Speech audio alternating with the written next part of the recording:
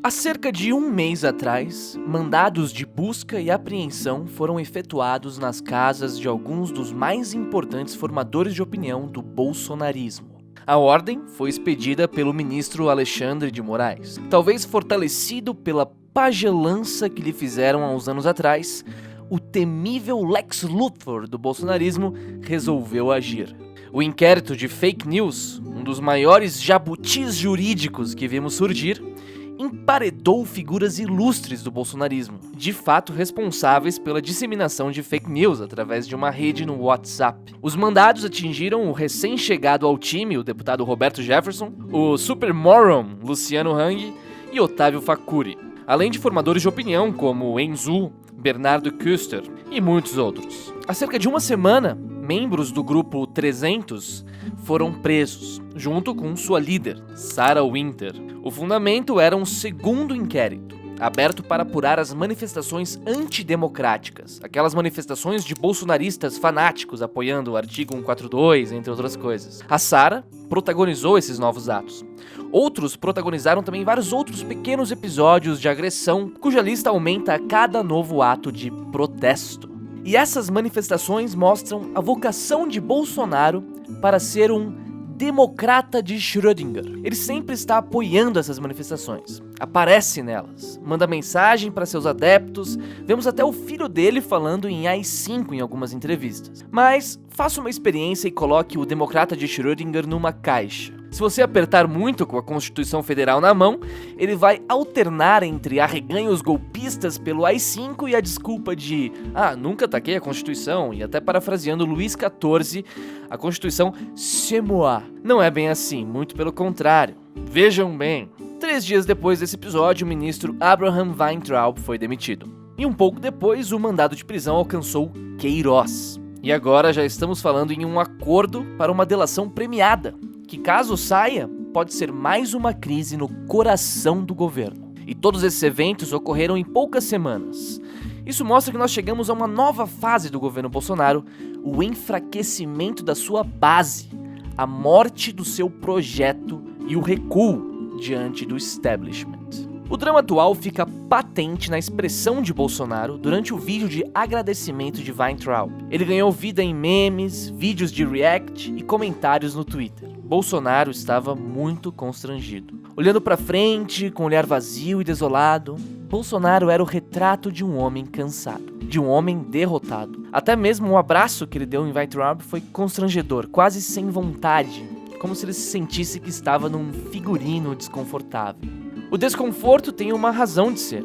Aquela altura, naquele vídeo fatídico, naquele dia que o Queiroz foi preso, parece que o presidente finalmente se apercebeu o destino praticamente inevitável do seu governo: ser quebrado pelo establishment ao qual ele jurou destruir.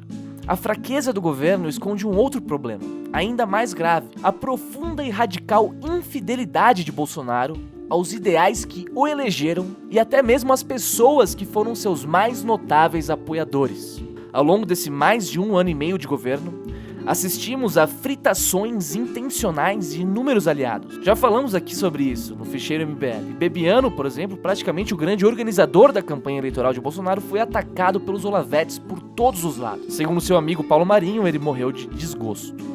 Ao longo do tempo, vários apoiadores foram descartados, transformados em réprobos, em inimigos. Mas o que ocorre com a militância Olavete não é o mesmo. Isso por 2 razões. 1.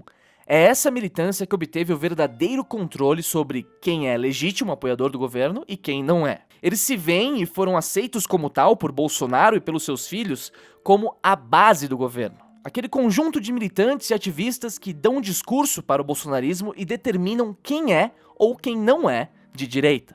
E 2. Apesar dessa posição privilegiada, os Olavetes perceberam que o presidente é impotente para defendê-los. E não é que Bolsonaro os ataca. Ele não os ataca, mas tampouco pode defendê-los.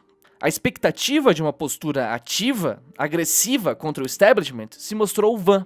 E não é que Bolsonaro não quer fazer nada, ele simplesmente não pode. A caneta presidencial tem limites. E a personalidade de Bolsonaro não é a personalidade de um tirano ou de um ditador implacável. Ele é um governante fraco. E deste modo eles começam a perceber que poderão ser descartados também, embora por razões diferentes. O grande corte sectário do governo ameaça os próprios sectarismos. Mas não é uma ameaça ativa, ela é uma consequência inevitável e já previsível para quem tivesse atenção dos limites de um personagem que nunca foi heróico ou altivo. O capitão do exército, o sindicalista e deputado federal do baixíssimo clero, Jair Messias Bolsonaro. E do lado dos militares, o outro polo de influência no governo, a saída de Weintraub foi uma vitória de pirro, porque a ala militar também não exerce controle sobre o processo. E o epílogo das desventuras do governo é, como quase tudo nele, uma tragicomédia irônica em que os personagens se mostram farsantes miúdos e atrapalhados. Decotelli entrou no ministério substituindo Weintraub. Até agora, não vemos as declarações polêmicas do novo ministro. Então vemos um quadro ligado à ala militar, Decotelli, entrando no ministério substituindo Weintraub. Mas é porque se não há declarações polêmicas, as polêmicas entram por outra porta. A dos títulos acadêmicos. Os desacertos se multiplicam. Eu vou fazer um resumo aqui, já que a mídia já passou todas as explicações sobre esse caso. Ele teve um mestrado possivelmente plagiado, depois ele fez um doutorado que não foi concluído, e então um pós-doc na Alemanha que na verdade jamais ocorreu. E é esse o resumo da obra acadêmica do novo ministro da Educação. Uau! O suposto quadro técnico é um estelionatário acadêmico, cujas credenciais técnicas são fajutas. Decotelli lembra o personagem de Lima Barreto, imortalizado naquele conto célebre, O Homem que Sabia Javanês. Enganou todo mundo fingindo saber o que ninguém tinha condições de avaliar. O engodo de Decotelli teve pernas mais curtas que o do personagem de Lima Barreto. Só enganou a equipe ministerial, que contratou um acadêmico de currículo inventado, achando que tinha achado um trunfo técnico. Não é tragicômico? O pedido de demissão de Decotelli vem como o já terceiro fracasso do bolsonarismo na área mais sensível para a guerra cultural: a educação.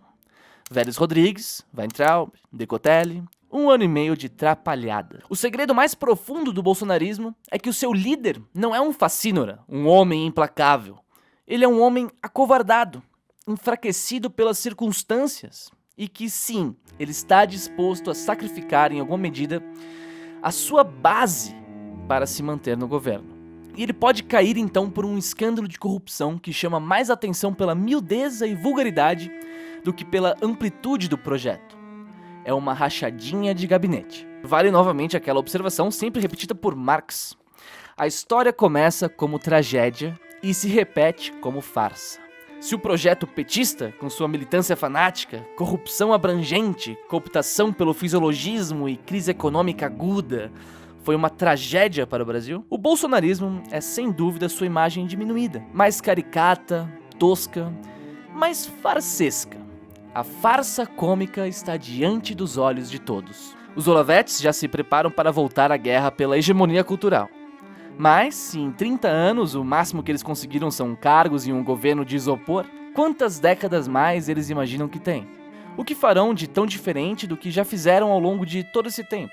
A verdade, caros espectadores, é que esse projeto acabou. E ele precisa ser sepultado, finalizado, esgotado. Só o fim do projeto bolsonarista Olavete, ou bolsolavista, como falam, vai abrir espaço para um novo projeto maior de direita, que consiga levar adiante aquilo que foi perdido sem descarrilhar pelos caminhos irracionais que o bolsonarismo tomou. E ainda há esperança, mas a cada dia que passa com Bolsonaro ainda na presidência, ela diminui um pouco mais. É isso aí, galera, vibes positivas para o futuro da direita. Deixe seu like, compartilhe esse vídeo com seus amigos e até a próxima. Um abraço.